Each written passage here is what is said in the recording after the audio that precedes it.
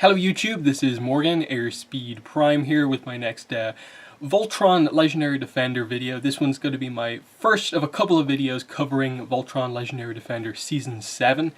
I'm going to be reviewing the first 4 episodes in this video. I will note at the start here that the way I'm going to be doing this is that I'm actually going to be taking a break kind of in the middle of my initial rewatch to do these, initial watch through to do these. So as of the recording of this video, I've only seen these 4 episodes, and then in the next video, I will only have seen the first 7 episodes. So 4 in this one, 3 is the plan for 4 videos. So yeah, first 4 episodes. Overall, I think a pretty solid start. This obviously includes our kind of oddball episode for the season with the feud right at the end, and I suppose just to get that one out of the way. Those oddball episodes, they're never my favorite. I thought this one was actually fun. I liked it better than Monsters and Mana from last season, in that I felt it, at least at the end, they gave some sort of an explanation that actually they encountered more or less a godlike being who basically played with them but judged them worthy in the end, and it's just setting up that, you know, these aren't just random people who happen to become the Paladins of Voltron, that in the end they pointed out that they are actually destined to do amazing things, and a godlike being judging them worthy is an interesting little bit. It definitely felt a little bit like an explanation to justify having such a weird episode, in that, like Monsters and Mana and stuff like that, the episode was definitely a little bit indulgent with regards to, like, okay, this is the writers wanting to go bit crazy with an episode when it potentially doesn't fit, but they'll do their best to fit it in. It acted as I think a nice recap of a lot of stuff. They referenced a lot of minor characters, kind of fandom jokes, that sort of thing, while also being like a game show reference episode. So in that sense it was fun, and it had the nice, I suppose, emotional little moment right at the end where they all had to choose who they wanted to kind of make it out of this, and they all chose different people for like different reasons, and that was what got them out, because they were all ultimately selfless in this, and no one actually chose, the group as a whole didn't choose one specific person to kind of let get out. So that was a nice one for sure.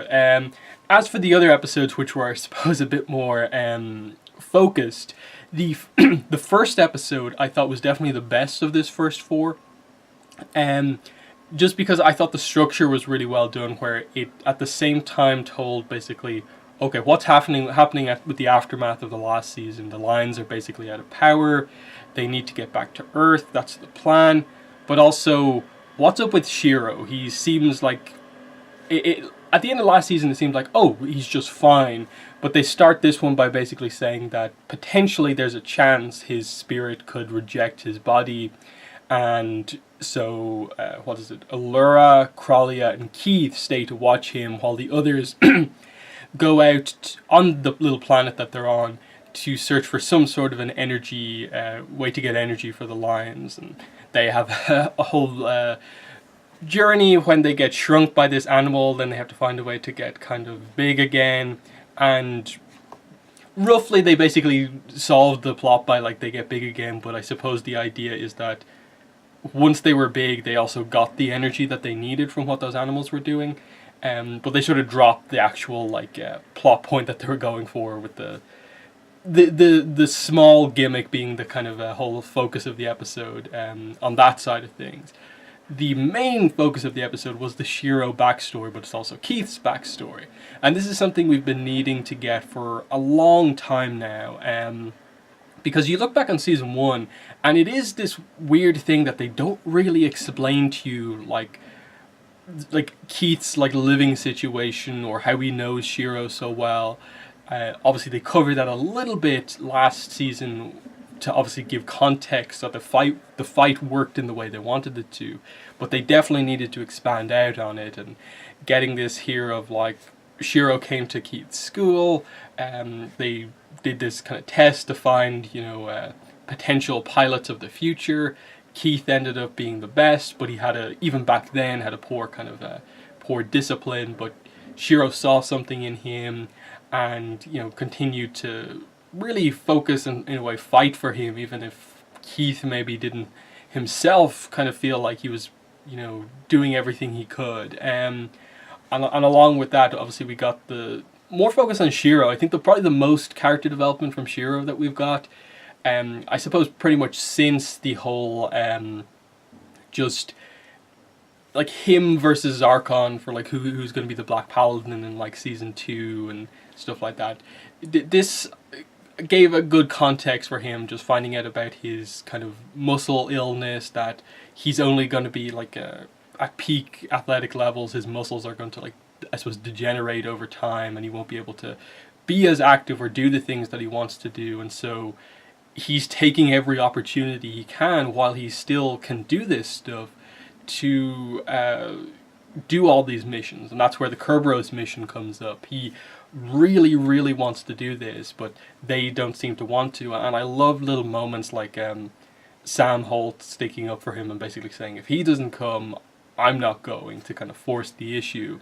We also did meet Adam, and I thought it was actually quite interesting that if they didn't confirm at San Diego Comic-Con, like, that this is, like, Shiro's gay and this is his boyfriend, basically, they were surprisingly subtle about it. I don't think it was in a way where, like, it wasn't obvious that was what they were going for, but I suppose mainly given the fan reaction and how crazy people went, I was actually surprised to see how basically how restrained in a way they were with the scene in terms of not really going overboard and like hitting you over the head with it.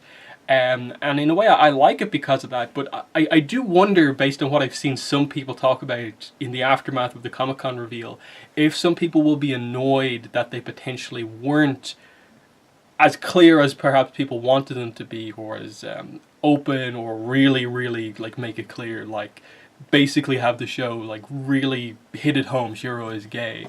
Whereas you're still kind of like, wait, is it, like, I think there is still an option where you could be like, is this just like Shiro's like best friend or something like that? But clearly they were suggesting more, just with the whole like, if you go, like, I won't be there anymore. Like, I think, it doesn't it felt like it kind of had to be something more romantic than that, just because of the stakes involved and like the emotion at play there. Shiro kind of, the way he sort of referred to Adam, I think you definitely got that. But I suspect once the show gets back to Earth, which I think from the trailers we know it eventually does, I just don't know what episode it happens in, Adam is something we probably will come back to, and that's going to be very interesting. And I definitely interpret this as more of a just setup for, like, we're not just going to introduce you to Adam when we meet him on Earth, we're actually showing you him first, so you sort of understand the meaning of him when he comes back. And so I think that will actually work a bit better, where you probably become a little bit more open with it. Whereas I think there definitely will be some people who, if they haven't seen that Comic-Con reveal that Shiro's gay and this is his boyfriend, who will probably be waiting for something like that to get the full, like, okay, this is the interpretation I meant to have of this. In a similar way to, like, in episode 2 and 3, Zethrid and Ezor, I was just kind of like, their initial scene together where, like, Zethrid comes in to give, like, Ezor confidence, I was just kind of like, are they a couple? Is that the way we're meant to interpret that one as well? But with that one I'm not overly sure, because they pretty much just used them for action after that point. But it was interesting that they still paired them together, whereas Acxa went her own way. But the result of all of the backstory stuff is that we basically get the idea of Shiro and Keith's kind of connection, and Keith's kind of last kind of impassioned plea is kind of what, I suppose, in a way, helps Shiro to fully connect with his body. And I suppose the idea is that now that he's in a clone body, the muscle disease is actually gone, because, why would that carry over? But maybe they'll address that in the coming episodes. So that's interesting. They haven't really focused on Shiro a lot since the first episode, just because after that, it was so focused on the lines are out of power. We are on the run, just trying to get back to Earth, do anything we can to get where we need to go. And in that sense, like, the second episode I thought was good, but definitely one of those ones where I don't exactly think that will be the most rewatchable episode, because it is just them kind of flying, talking about being low on energy. The attack comes in, they go to the abandoned Blade of Marmora base. There's the tunnel action scene, which is actually pretty cool, and the main, I suppose, character gimmick is that, okay, we've got a lot of people here, only a couple of lines. Who's taking who? What passengers where? Lance does it the first time and it doesn't work out, and then basically Keith's teleporting wolf ends up kind of I think switching people around in the middle of all of this, and like Ramel is with Allura, like Hunk is with the mice initially and stuff like that. I thought that was fun in terms of just kind of the interactions between all the different kind of members of the group. Ramel got a little bit of a fight scene to show that, like, she's really capable again. The whole Alteans are very strong, kind of they definitely kind of defy your expectations every time. Like, you remember, like, oh yeah, it's not just Allura who has that. Like, all Alteans are sort of like that. So that was definitely fun. And then the Space Wolf, yeah, getting its real chance to shine here, of just teleporting between the lines into the Galra ships, and then ending the episode with them being captured by Ezor and Zethrid was pretty cool, because it's just this crazy chase, and you're like, finally they're out, they're free, and immediately they're just captured. It was a real kind of come down moment of like, oh, after all that. And then yeah, episode 3, I think the standout was definitely Acxa, and propelling her into a bigger role, having her be part of the group here, having her sort of stand out separately from the others. I've pointed out in my last couple of like speculation videos for the last few seasons that I want to know what the deal is with these characters, and specifically with Acxa. What are they doing with the connection with Keith? I've definitely been leaning towards that, like, okay, like I just because of the similar ages, what they've done with their connection, I think they're probably leaning towards potentially this is kind of Keith's romantic interest, and they definitely lean towards that in parts of this episode, with Ezor and Zethrid kind of teasing Acxa about it. Note them pointing out to the audience as well as each other, like, oh, he's the paladin you always spared and never wanted to really fight against, and you're always trying to like repay. You like you said you liked his hair or something like that. And while they didn't really have that much of an interaction with each other, Keith was definitely like, can we focus on fighting here? So I'm wondering, is that something that's going to develop over the course of the season? Because little things like, or suppose big things like Keith specifically putting the plan at risk to go back and actually save her and join the fight with her was interesting, and just him like holding on to her as they fly into the Black Line was a notable moment. So I like that. I hope we potentially get to learn more about her in terms of, again, the setup with her. All of the generals is that they're half Galra, half something else. So like, is Acxa full Galra or what? And I'd like to know that. And then, is this potentially a romantic thing they're going down? The other one would be, in at least the first 2 episodes, they sort of paired Hunk and Ramel up, and there was maybe a slight tease of romance, but again, Hunk, obviously they've sort of already done the relationship thing kind of with Shay already, so I'm not sure if we're just meant to take it as like, oh, Ramel and Hunk are actually going to be like instant friends of like a new character joining the group, or if they're actually setting up a romance.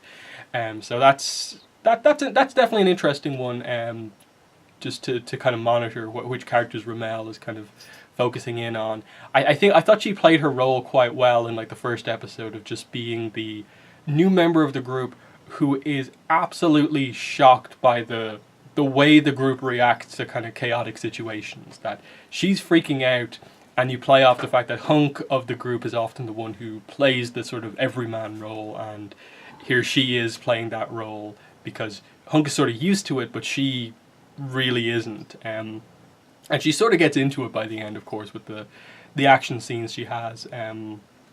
But yeah, Karan got a good focus in the third episode with kind of being the one guy capable of freeing them. But really, it was the mice that were the main focus.